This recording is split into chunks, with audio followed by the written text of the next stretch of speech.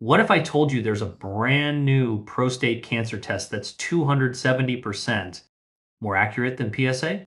And most patients, and honestly, a lot of doctors, have never heard of it. It's not an MRI, and it's not a biopsy, it's a simple blood test. Today, I want to show you exactly what this test is and how it compares to the PSA test that most men have already had. Let me start with why PSA was never built to do what we've been asking it to do in the medical field. PSA stands for prostate specific antigen. And here's a distinction that gets lost in almost every conversation about this.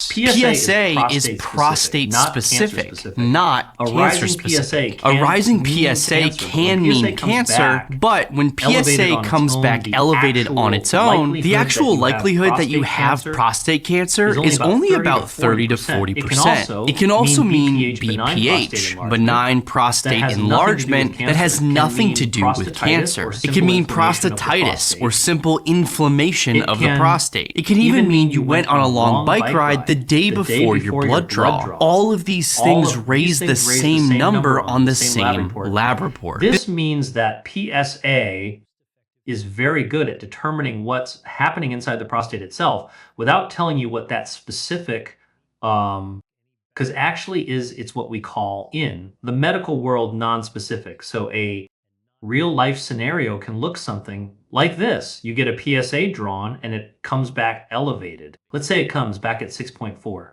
Then you get referred for an MRI and even sometimes a biopsy. You spend weeks in genuine fear, and in a large percentage of cases, the results come back clear. The elevated PSA was from inflammation or an enlarged prostate or something as ordinary as recent physical activity and not from cancer at all. The flip side of this conversation as well is that aggressive prostate cancer doesn't necessarily raise PSA super high at all. So by now, the message I'm trying to get across to you is this.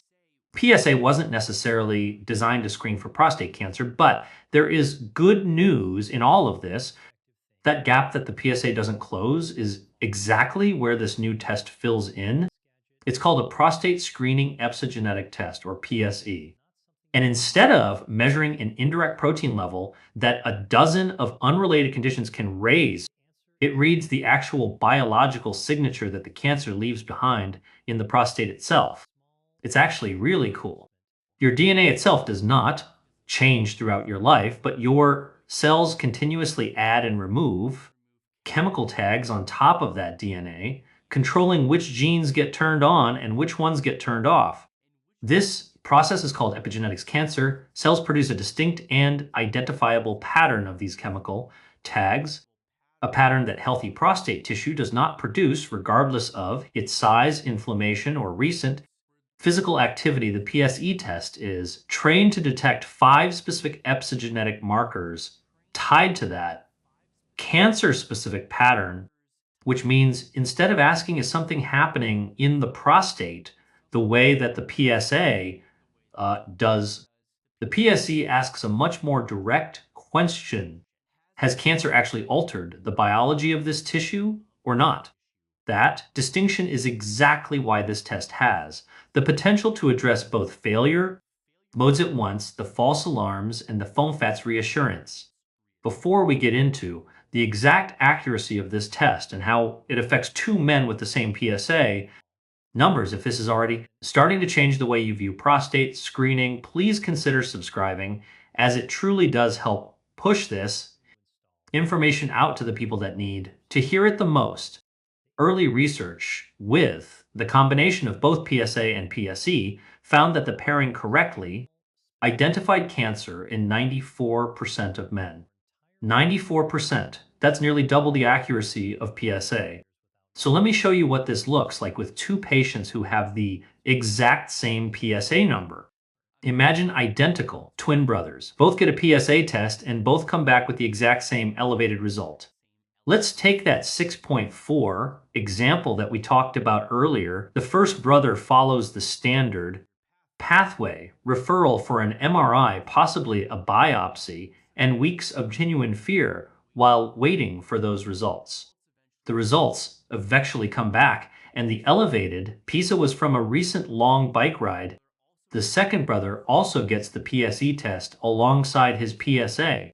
It comes back negative for all 5 markers. His doctor can tell him with real confidence that this does not look like cancer. That means no MRI, no biopsy, and none of the weeks of anxiety that his identical brother went through. And if the situation was reversed, if the PSE test had come back positive, that gives the doctor a much higher index of suspicion to move forward quickly rather than guessing based on a number that could mean a dozen different things. This is the real value here.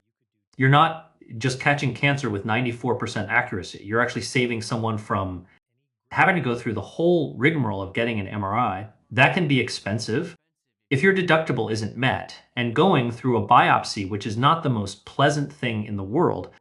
And I've seen it from time to time because my dad is a retired urologist. So he's got some pretty good stories. Now, if you've stuck with me this far into the video, I want to give you one more golden nugget of information that surrounds this new test. The PSE test is not the only alternative that's starting to gain some traction in the prostate cancer world. There's another test called Stockholm 3, developed in Sweden, that takes a slightly different approach. Instead of reading epigenetic markers, Stockholm 3 combines your PSA level with additional protein biomarkers, a panel of genetic, risk variants, and clinical factors like your age and family history, all folded into a single calculated risk score. A large study out of the Karolinska Institute, published in the Annals of Internal Medicine and involving more than 12,000 men, found that the Stockholm 3 correctly identified 90% of aggressive prostate cancers compared to just 74% in PSA alone. It also reduced unnecessary biopsies by roughly 45% without missing more cancer in the process. Stockholm 3 is already being used clinically in parts of Europe and is undergoing validation in the US. So, depending on where you live, it may actually be more accessible right now than the PSE test. I also want to be completely honest with you about where these tests stand currently as of filming this video in July of 2026. Unfortunately, they're not widely available yet in the US healthcare system, but we are gaining ground and making the research widely available to insurance companies that will eventually cover the cost of some of these tests, so it doesn't cost you an arm and a leg. For now, PSA does remain the primary tool for us to be working with. But honestly, if you have an elevated PSA level, it may be worth paying out of pocket to get this PSE test or Stockholm 3 done alongside it. Okay. For you created my inmost being. You knit me together in my mother's womb. I praise you because I am fearfully and wonderfully made. This is from the book of Psalm, chapter 139, verses 13 and 14.